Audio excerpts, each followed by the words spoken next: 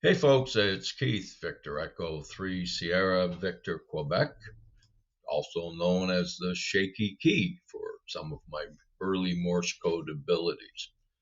This one though is not just about Morse code, it can be also single sideband, probably FT8 as well. I'm looking at a topic I did a couple of years ago and I just want to update it a little bit. And this is my Keep It Simple Pota, or Keep It Simple for Parks on the Air. Now, there are a lot of people who are just learning about parks on the air because they're spinning the dial, they're hearing somebody calling CQ POTA and so on. Or maybe they're doing Morse code and they come across them. So what I'm looking at here is how can you get started in parks on the air and really don't spend a lot of money. A lot of the people doing it are retired. If you look during the weekdays at the POTA page, all those operators who are out in the morning, in the afternoon, and so on, a lot of them are retired. And it's a great hobby when you're retired because the type of activation you do really depends on you and what are your needs? What do you want to accomplish? How much time do you have? When you look at YouTube, there's people out there for an entire weekend. Wonderful. I wish I was 20 years younger. I just might do it. But you don't have to go out. You see, when you look at the videos, you see people with camper trailers, with Winnebagos, all sorts of very nice, but also very expensive equipment. So that tends to discourage some of you who are looking at these videos, discourages you from getting out there. Now remember, for Parks on the Air, you never have to go and activate anything. You can hunt parks to your heart content. Sit in the comfort of your shack and hunt parks. But if you decide to go that extra step and get out and activate a park, because in all honesty, that's a lot of fun, then you have to consider certain things. Money is one of them. What's it going to cost you to get the equipment you need to get set up? So that's what I want to look at today, just a little bit to sort of let people know who have never done Parks on the Air that it's really not very expensive to get started. So I'm going to go through a number of issues here, and then at the end I'll show you the setup that I use, just so you've got a good idea. So I guess the first myth, if you want to call it that, is that you have to use a lot of expensive equipment and features. No, you don't need a camper. You don't even need a tent. You don't need anything with mosquito netting, a shelter with mosquito netting that goes around. You don't need any of that. All right, you can just take your car, take your truck, whatever you own. None of that stuff's necessary because so many videos for Parks on the Air show people camping out. You can, if you're not aware of it, you don't realize you don't have to camp out. And like I said, you don't even have to go and activate. But if you are going to go to a park, you can go in the daytime. You don't have to sit there for 4, 5, 6, 8, 10, 12 hours overnight. Not necessary at all. You don't need expensive antennas. And I look at some of the ones we see advertised in the United States, and they're at pretty good prices. However, when you come up to Canada, we're paying about 30% on top of whatever the American price is. Then you add in shipping. Then you add in, depending on which courier company is bringing them, you can add in almost as much as the cost of the antenna to bring it across the border. Some companies don't do that. There are a couple that do, though. So those antennas are suddenly very expensive. I look at the Pota key, and people are talking about how inexpensive it is, $60 or whatever it was when I was looking at mine. They were 30 something in the States. By the time I got it up here, it was over 100. So, Canadian prices are different. You need to really shop around. But antennas, I look at the ones that people are using, some very good ones, excellent brands. And no, I'm not knocking the brands or whatever, but you've got an antenna which in the States might be a couple of $100. Well, bring it up here and you're looking for $500. So that becomes expensive. A lot of people will use the wire antennas, which are absolutely fantastic. I've got one at home, which I use all the time. That's actually my main antennas is a simple wire antenna. In a park, they work really well. Now, if you're a senior, do you want to go and try and throw a wire antenna up into a tree? Maybe not. Up here, it's winter. You think I'm going to walk through the snow, in some cases up to my knees or higher, just so I can throw an antenna up? Not going to happen. If I look at this time of the year and I'm looking at a beautiful vertical antenna sitting on a spike, try and get that spike into our ground. It's frozen rock solid. Tripods will solve some of that problem. But again, if it's winter, I'm not standing out there setting up an antenna for whatever length of time and running any cables and counterpoises and so on when it's like -10, Fahrenheit or more. And I've done activations in -10. So no, not going to happen. So there are simple ways to do this, and it works in both summer and winter. And that's what I'm going to talk about today. Some of the issues. I'm going to show you some of the setup. But you don't need to go spend a lot of money. Most of us, when we get into this, simply use the radios we have. It's as simple as that. You just take whatever radio you've got, pack it well. You'll see a couple of different ways here, but you can pack it fairly well, keep it safe, take it out to a park in whatever vehicle you drive and set it up. Now, if you want to sit at a picnic table, go ahead and do it. You don't even need to do that, and you'll see that from my setup. So if you're going to buy a radio, a new one, you've got a couple of options that are reasonably inexpensive. If you're going to be doing Morse code only, there are some very nice kits out there, and now there's delays in getting some of them, but there's some very nice small compact radios that will certainly allow you to make your contacts in Morse code. Some kits you can build, right? If you're into building and you know all about that end of it, there's another option to keep your costs down. If you're buying a new radio, one of the best ones out there that certainly I've used, and I've seen some other operators have highly recommended as well, is the Xiegu G90. Small, compact, lightweight, works really well. 10-watt CW, 20-watt single sideband, and for those who are sitting there like I did for a while, only 20 watts, you gotta be kidding me. Doesn't matter. There's about 1 S difference between a 20 watt and 100 watts. And you'll get all the contacts you need with that 20 watts. And if you want to use single sideband, go ahead and do single sideband. It's a great radio for that. It's available up here in Canada as well. And in my case, I got it off of eBay, actually, from an excellent company. And I'll put the name down below here because I can't pronounce it. But they were absolutely super. It was, when I got it, I think it was about $420 Canadian. It's now somewhere in that $550 range. You can wait for the sales and so on. But from China, it came within 9 days. And the company was very good about following up to make sure everything was good, everything worked right, and so on. That's not bad. The one thing it has, which I would recommend if you can get, if you're buying a new radio, get one with an internal tuner, just one less thing to worry about.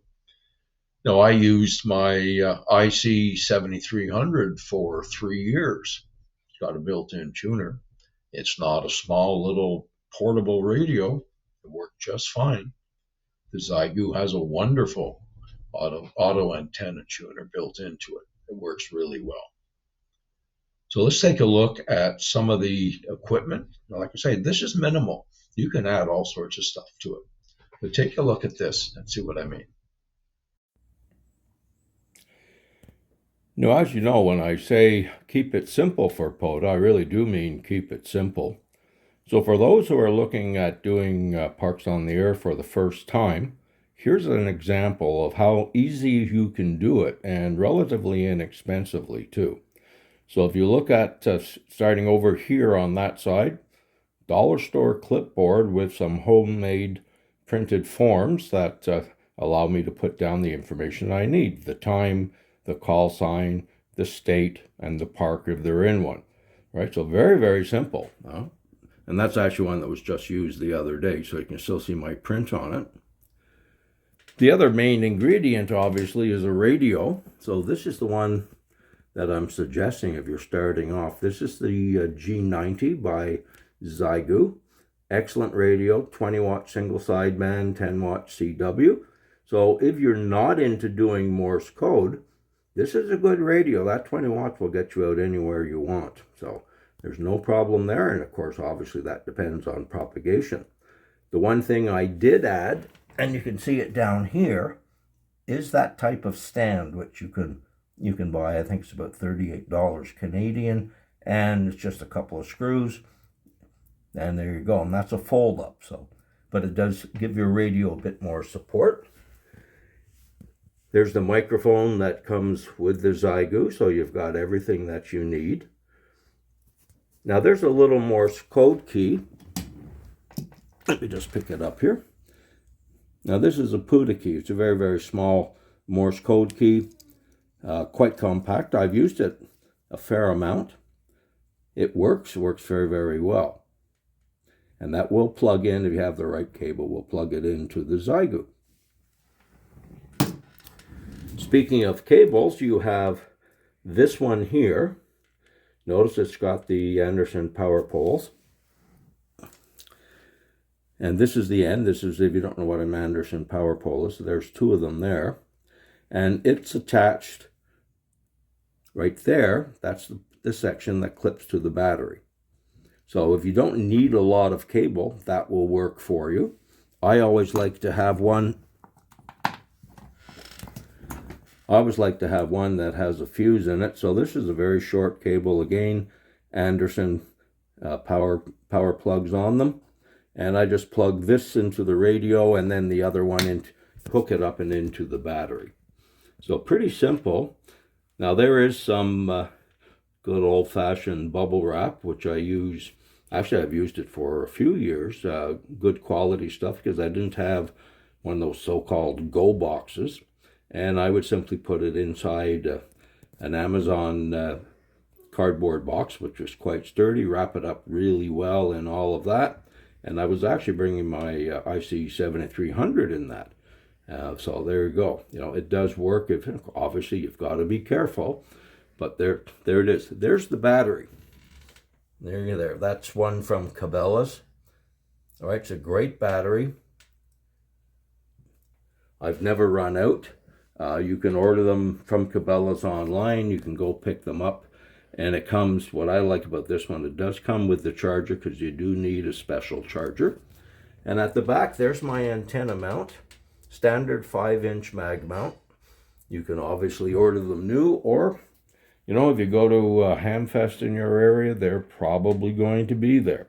There's always lots of those lying around. And beside it over here, that long black pole without the whip on, there's a whip that goes on the end.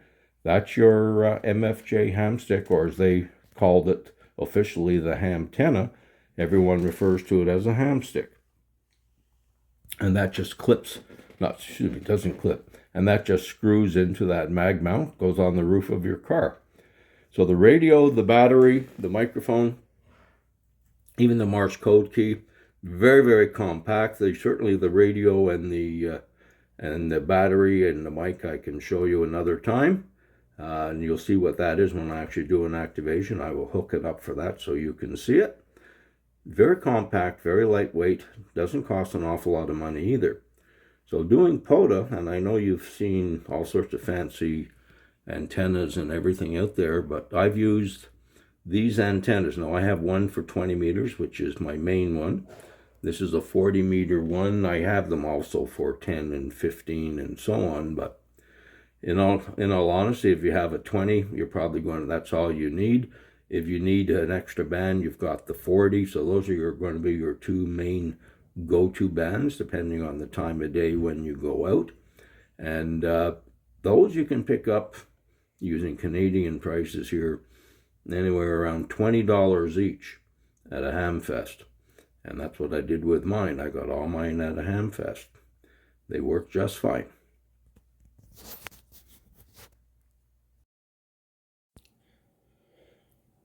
So this is what is often referred to as a go box. Do you need one? No.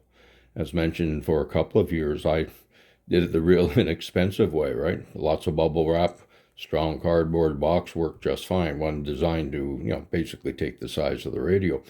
But if you're going to invest in one of these, all it is a plastic shell with padding, usually used to keep tools in, power tools and whatever you want. Some of you who do shooting will recognize the concept as well. Now, in this particular one, you can pretty well custom size it, because all that the foam on the bottom here, you can take some out, you can adjust it, do what you want. So in this particular one, just to give you an idea, there's your Zygu sitting there. There's the lithium battery. Over there is the Pota key. I've got room to put another one to put the microphone, and so on. So very, very effective, easy carry, and it all works. It all fits.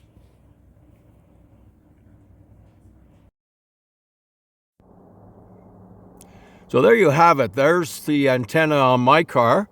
It's just a hamstick. In this case, it's the MFJ one, 20 meters. What do they call it? A hamtenna, but we all just refer to it as a hamstick. 20 meters, it'll do the job most of the time off of the roof.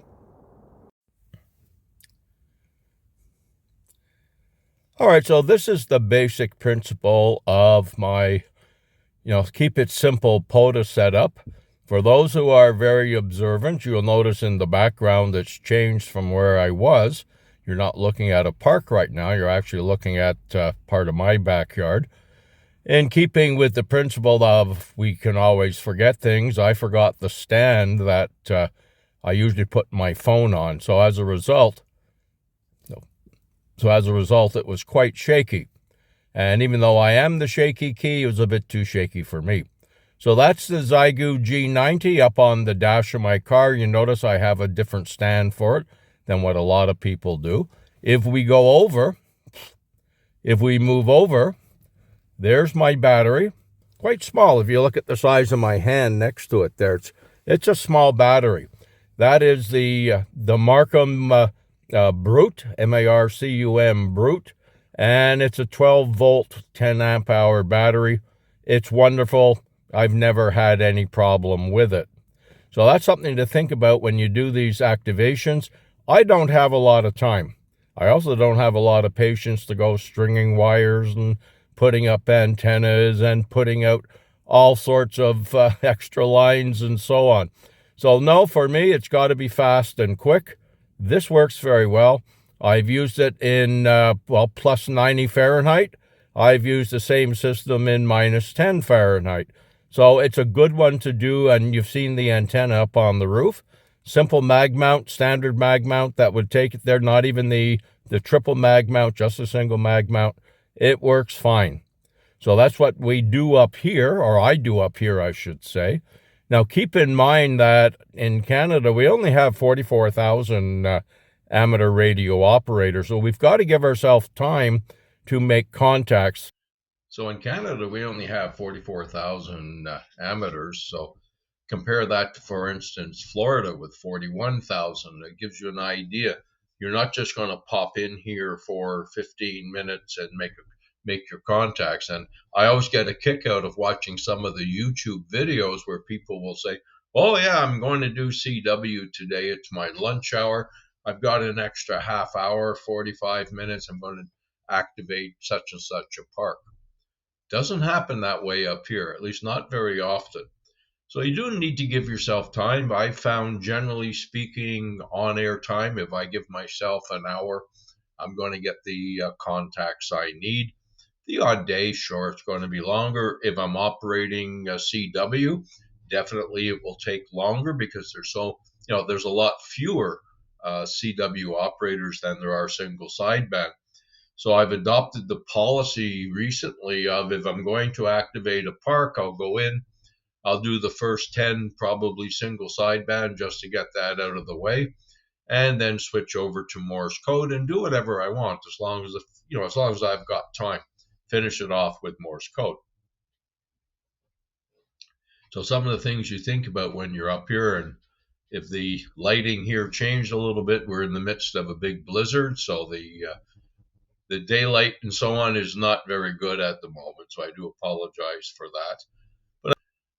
But I hope looking at this video, if you've never done Pota before, it's going to give you an idea that it's possible to do it and do it without breaking the bank. If you're a senior and maybe you still have some of your equipment, it's possible to do it.